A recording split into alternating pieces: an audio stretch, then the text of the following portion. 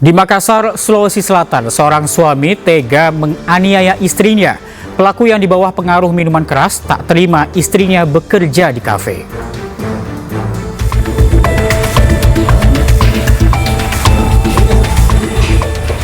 Seorang pria harus berurusan dengan polisi karena menganiaya istrinya sendiri di Makassar, Sulawesi Selatan. Pria 40 tahun ini tega menganiaya istrinya hanya karena sang istrinya bekerja.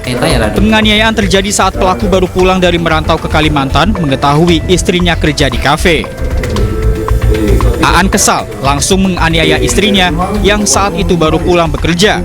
Bahkan Aan juga mengancam istrinya menggunakan senjata tajam. Padahal sang istri bekerja untuk membantu perekonomian keluarga dan kebutuhan anaknya yang masih balita. Jadi kemarin kan sempat terenggang masalah ekonomi. Jadi saya bilang begini, sabar dulu. Saya lagi mencari uang susu ini. Anak bilang, kalau begitu pengen kerja kafe kak. Jadi bilang, ya aku kerja kafe, ndak putri kalau kerja kafe kok. Nah, jadi pulang mau ke sini, dia yang belikan saya tiket, yang antar jemput saya di bandara sampai di rumahnya. Begitu mana? Aan mengaku tidak sadar saat melakukan penganiayaan karena terpengaruh minuman keras. Tidak ada, saya ingat bang. Justru saya yang lebah-lebah ini. Saya bilang, kenapa saya ini? Pada saat itu kok memang mabuk. Mabuk berat. Parah bang. Kenapa kok mabuk pada saat itu? Memang lagi pusing, ada masalah atau gimana? Itu masalahnya, saya bilang, jangan kerja begitu. Biar saya mencari. Masalah keluarga yang buat kita harus mabuk atau gimana? Betul, maksudnya pikiran kemarin aku bilang, kan sudah berapa kali saya bilang, berhenti mau kerja begitu. Hargai sebagai suami, biar saya mencari. Terduga A ini menganiaya istrinya. Setelah itu, terduga A mengambil pisau dapur ingin menikam istrinya. Menurut keterangan dari istri dari terduga A, bahwasanya terjadi penganiayaan karena berdasarkan dari kebutuhan ekonomi. Pelaku menjalani pemeriksaan petugas di Mapolsek Biringkanaya untuk proses lebih lanjut. Dari Makassar, Sulawesi Selatan, Wahyu Ruslan, iNews melaporkan. Seorang mahasiswi sebuah perguruan tinggi swasta di Yogyakarta disiram air keras di bagian wajahnya saat hendak menunaikan ibadah misa Natal. Polisi akhirnya berhasil menangkap 2 orang pelaku yang salah satunya adalah mantan pacar korban. Diduga motif pelaku akibat sakit hati lantaran diputus cintanya.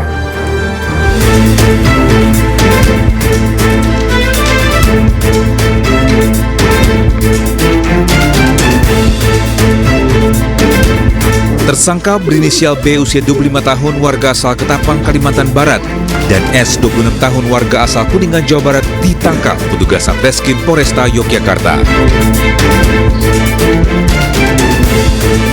Keduanya ditangkap polisi di 2 lokasi berbeda lantaran terlibat aksi penyiraman air keras terhadap Natasha Hutagalung 23 tahun, seorang mahasiswi asal Ketapang, Kalimantan Barat. Akibat peristiwa tersebut, korban yang hendak menunaikan ibadah misa Natal menderita luka cukup parah di bagian wajah hingga ke badan. Motif pelaku melakukan penyiraman air keras lantaran sakit hati. Pelaku B yang telah menjalin hubungan asmara dengan korban selama 3 tahun tak terima diputus cintanya.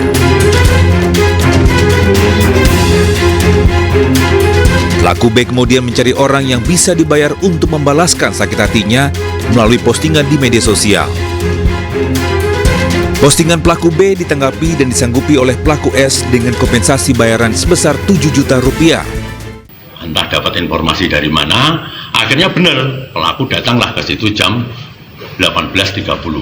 Sampai di depan pintu kos korban, itu pelaku, karena pintunya kos itu agak terbuka, pelaku langsung membuka pintu itu dan melihat si korban itu sedang selesai mandi. Selesai mandi menggunakan handuk sedada gini, langsung tidak ada kata apa-apa, langsung disiramkan air keras itu. Dan terkena muka dan sekujur tubuh. Sementara korban Natasha Hutagalung hingga saat ini masih menjalani perawatan intensif di RSUP Sarjito, Yogyakarta. Dari Yogyakarta, Heru Tijoko melaporkan. Segera muncul. Anda masih bersama kami di Lapor Polisi, pemirsa. Seorang mahasiswi ditemukan tewas bersimbah darah di gedung Aula Gimnasium Universitas Pendidikan Indonesia Bandung Kamis sore. Polisi menduga korban tewas akibat terjatuh, namun penyebabnya masih dalam penyelidikan.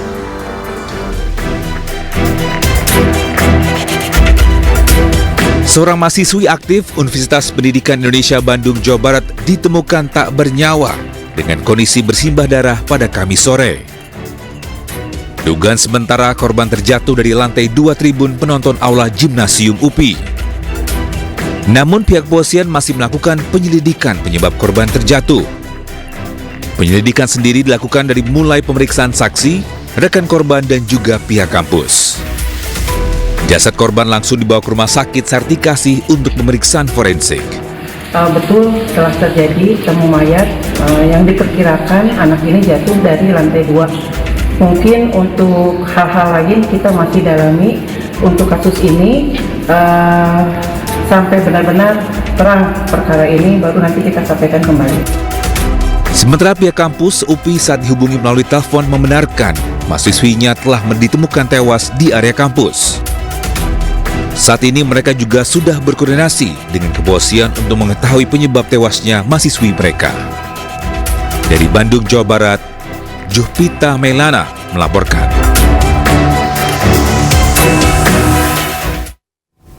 Detasemen Intelijen Kodam 1 Bukit Barisan berhasil menggagalkan peredaran 20 kg narkoba jenis sabu.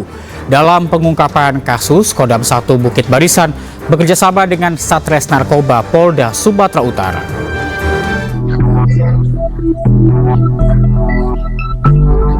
Tim gabungan dari Detasemen Intelijen Kodam 1 Bukit Barisan dan Ditres Narkoba Sumatera Utara berhasil menggagalkan peredaran narkoba jenis sabu seberat 20 kg di kisaran Asahan, Sumatera Utara. Pengungkapan ini bermula dari informasi masyarakat yang mencurigai adanya dugaan keterlibatan anggota TNI dalam peredaran narkoba. Tim gabungan mulai menyelidiki keterlibatan seorang kurir berinisial ZM yang membawa narkoba dari Tanjung Balai menuju Medan menggunakan sebuah minibus. Tim gabungan berhasil menghentikan kendaraan di kisaran barat dan dari hasil penggeledahan ditemukan 20 bungkus plastik hitam berisi sabu dengan total berat 20 kg. Bersama ZM, petugas juga mengamankan istri dan 2 anak pelaku yang ikut dalam perjalanan. Dari pemeriksaan mendalam, tidak ditemukan bukti keterlibatan oknum TNI dalam kasus ini. ZM mengaku ia bertindak sebagai kurir dengan bayaran Rp4 juta per kilogram. Namun pihak TNI berkomitmen akan bertindak tegas apabila terbukti adanya keterlibatan oknum TNI dalam kasus ini.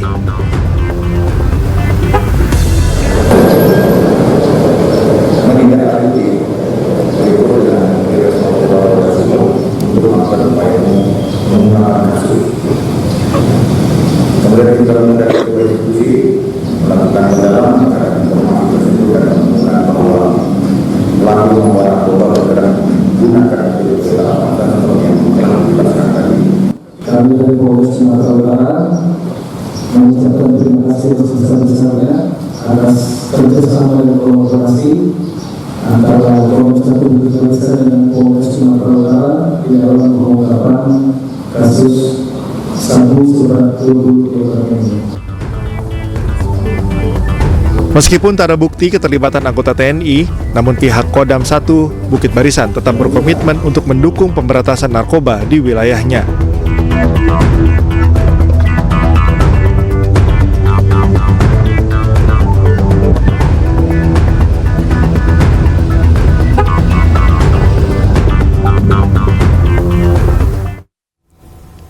Polisi menggelar razia di beberapa penginapan dan eks-lokalisasi Saritem di Bandung, Jawa Barat.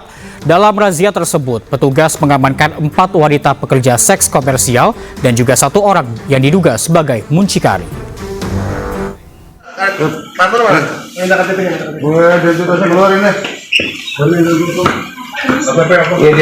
Petugas kepolisian menyisir beberapa penginapan dan eks-lokalisasi Saritem di kawasan Kebonjati, Kota Bandung, Jawa Barat.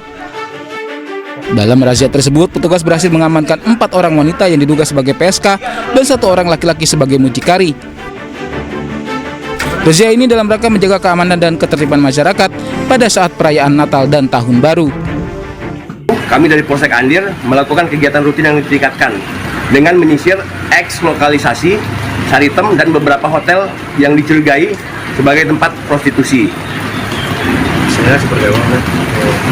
Hasil yang kami dapatkan tadi, kami mengamankan 2 orang yang diduga PSK dan kemudian 2 orang lagi kami amankan di hotel yang diduga sebagai tempat lokalisasi. Untuk penyelidikan lebih lanjut, keempat PSK dan mucikari kini masih diperiksa petugas.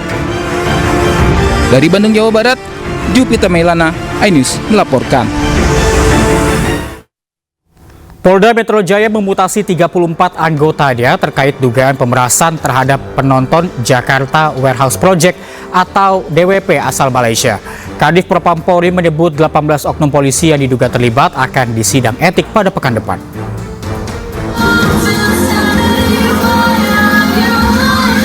Festival Musik Jakarta Warehouse Project atau DWP ternoda usai adanya dugaan pemerasan yang dilakukan oleh oknum polisi terhadap 45 penonton DWP asal Malaysia. Terkait dugaan pemerasan ini, 18 anggota Polri ditangkap. Mabes Polri juga menyebut menemukan barang bukti sebesar 2,5 miliar rupiah. Kadif Propam Polri, Irjen Pol Abdul Karim mengatakan akan segera melakukan sidang etik terhadap 18 oknum polisi pada pekan depan. Hasil diskusi kami dengan pimpinan Polri, kita sepakat bahwa penanganan kasus ini semua diambil alih oleh di Propam Mabes Polri. Jadi kasus yang terjadi di Polsek maupun terjadi di Polres, termasuk di Polda, semuanya kita ambil alih ditangani oleh di Propam. Kenapa kita ambil alih ini? Ya, dalam rangka percepatan dan objektivitas dalam rangka pemeriksaan. Dan yang terakhir, ya, kami sepakat di Propam akan menyidangkan kasus ini, ya, yang kita rencanakan minggu depan sudah dilaksanakan sidang kode etik yang akan kita laksanakan minggu depan. Terkait kasus ini, Kapolda Metro Jaya juga memutasi 34 anggotanya. Mutasi tersebut dilakukan dalam rangka pemeriksaan terkait dugaan pemerasan terhadap penonton DWP asal Malaysia tersebut. Tim Liputan iNews melaporkan. Seorang warga di Deli Serdang tewas diduga menjadi korban penganiayaan sejumlah oknum polisi. Keluarga mendapati luka lebam di jasad korban dan berencana akan melaporkan ke Polda Sumut terkait kejanggalan ini. Yang dari mana tahu aku lakiku mau diantar kemana lakiku ini, nggak tahu aku. Kalau nggak datang aku kemari, nggak tahu aku kalau lakiku nggak ada. Bukannya ada dari kantor polisi kan tahu kalau suamiku meninggal, nggak ada pemberitahuannya, aku sendiri yang datang kemari. Rupanya Isak tangis Dumariah Simangungsong pecah setelah melihat jasad suaminya Budianto Sitepu dibawa ke ruang jenazah Rumah Sakit Umum Bayangkara Medan untuk divisum Kamis siang. Polisi menyatakan suami Dumariah meninggal akibat perselisihan di warung tuak tempat suaminya menenggak minuman keras. Beliau tidak meninggal di dalam tahanan, dalam sel atau di kantor polisi. Beliau meninggal di rumah sakit pada hari Kamis kurang lebih jam 10.34. Setelah sebelumnya mendapatkan perawatan, dibawa ke rumah sakit itu pada hari Rabu kurang lebih pukul 15.05. Sampai sekarang nggak ada beritanya kalau nggak istrinya datang kemari sendiri. Nggak ada berita. Karena aku mencari suamiku nggak pulang. Ku cari suamiku. Itu udah banyak aku jumpa. Sampai nggak ada dia, ya Allah.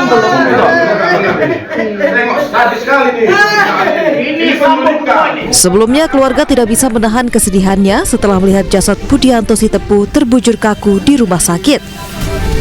Istrinya, Dumariah, mengaku suaminya ditangkap 6 oknum polisi yang mengaku dari Satreskrim Polrestabes Medan pada Rabu malam. tepatnya di hari pertama Natal di Jalan Medan Binjai Gang Horas, Sunggal, Deli Serdang, Sumatera Utara. Sejak penangkapan, ia tidak diizinkan untuk menengok suaminya. Bahkan Dumaria baru mengetahui kalau suaminya meninggal dunia saat jasadnya dibawa ke rumah sakit. Nggak ada apa-apa. Nggak mungkin sama suami saya dikasih. Sama saya aturan, kalau memang ada surat penangkapan. Pemberitahuan apapun dari pihak polisi tidak ada. Karena orang ini yang bilang ditangkap, makanya saya datangi rumah opung itu.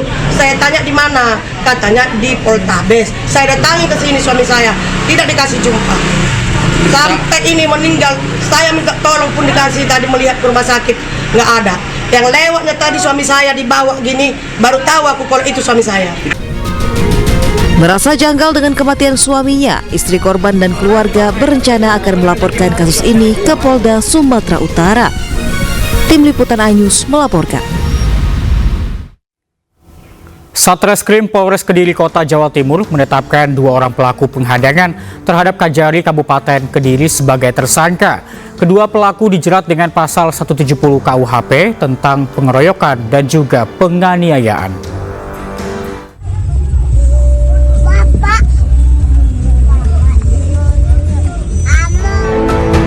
Beberapa hari lalu, Kota Kediri dihebohkan dengan beredarnya video pertikaian 2 pemotor dengan Kajari Kabupaten Kediri. Akibat pertikaian itu, Kajari Kabupaten Kediri sempat melepaskan tembakan peringatan ke udara. Kasus ini kemudian diselidiki oleh Satreskrim Polres Kediri Kota. Hasilnya, 2 pemotor berinisial HFL dan AM ditetapkan sebagai tersangka. Dari hasil penyelidikan, motif kedua tersangka menghadang dan menganiaya Kajari Kediri karena menggunakan mobil dinas di luar jam kerja. Saat ini Satreskrim Polres Kediri Kota telah menetapkan 2 pelaku tersebut dengan inisial HFL usia 33 tahun warga Kota Kediri dan AM usia 42 tahun warga Kecamatan Mojo, Kabupaten Kediri. Dan saat ini sudah dilakukan penahanan di Rutan Mapolres Kediri Kota. Dari hasil penyelidikan dan penyidikan yang sudah kami lakukan, bahwa motif sementara yang bersangkutan adalah mengetahui secara spontanitas ada plat merah yang dikendarai oleh korban, yang kemudian terjadi tindak pidana tersebut. Sementara itu, pihak Kejaksaan Negeri Kabupaten Kediri menyebut bahwa menyerahkan kasus ini sepenuhnya ke pihak polisian. Kini kedua pelaku sudah ditahan di Mapolres Kediri Kota dan terancam dengan hukuman lebih dari 5 tahun penjara. Dari Kota Kediri, Jawa Timur, Afnan Subagio, iNews melaporkan. Segera muncul.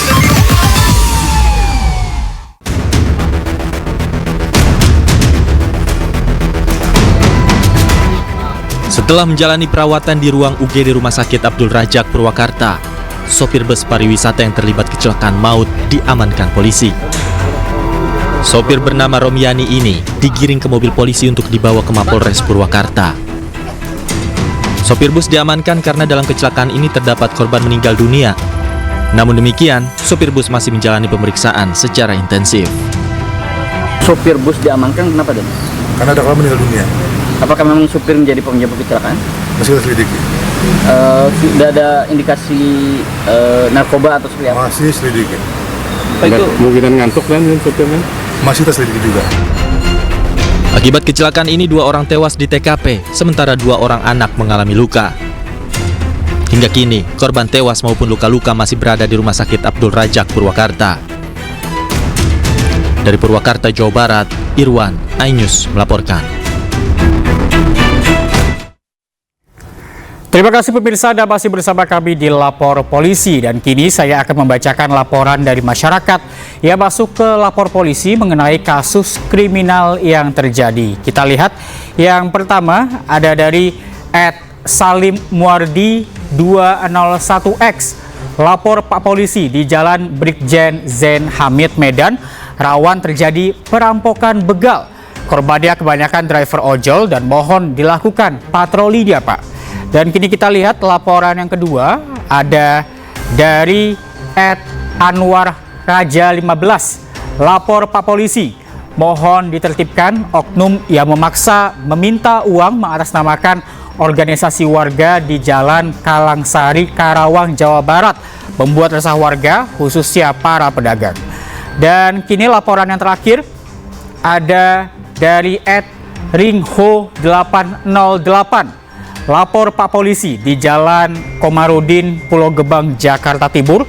Saat pagi dini hari sering terjadi begal dengan senjata tajam. Mohon patrolinya Pak, agar warga merasa aman saat bepergian.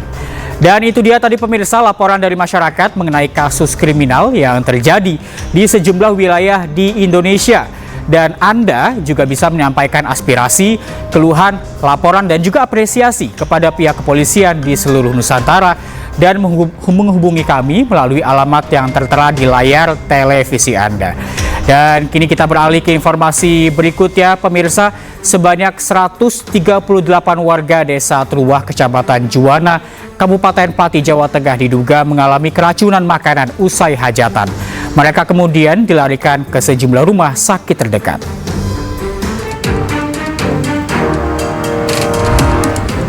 Warga desa Truwah, Kecamatan Juwana, Kabupaten Pati, Jawa Tengah, ramai-ramai mengunjungi posko kesehatan Puskesmas Juwana di Balai Desa.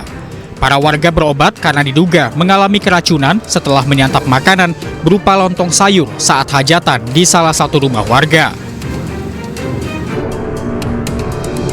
Sebelumnya total ada sebanyak 138 warga yang diduga keracunan. Mereka mengalami muntah-muntah, menggigil, demam, hingga diare. Para warga yang keracunan kemudian dirujuk ke sejumlah rumah sakit, di antaranya Rumah Sakit Budi Agung, Puskesmas Juwana, RSUD RA Suwondo, dan Rumah Sakit Mitra Bangsa. Di sana makan lontong, tapi lontongnya dibungkus, makan di rumah. Setelah makan pada jam 8 makan, reaksi saya itu langsung jam 3 sudah terasa. Kalau saya mulai pagi sudah reaksi. Kita mencari sampel makanan yang alhamdulillah masih ada dan segera kita amankan dan dikirim ke Semarang, nanti diperiksa karena memang dari makanan ini ternyata. Sementara kita masih menunggu yang mungkin kurang lebih 3-4 hari, lambat ya 1 minggu mungkin untuk hasilnya bisa kita ketahui bersama. Atas kejadian tersebut, Dinas Kesehatan Kabupaten Pati langsung menerjunkan tim untuk mengambil sampel makanan untuk dikirim ke laboratorium Semarang. Dari Pati, Jawa Tengah, Lazarus Sandi, iNews melaporkan. Seorang ibu rumah tangga yang berkendara motor bersama anaknya berusia 2 tahun menjadi korban penjambretan di Makassar, Sulawesi Selatan. Pelaku menjambret kalung korban hingga korban terjatuh.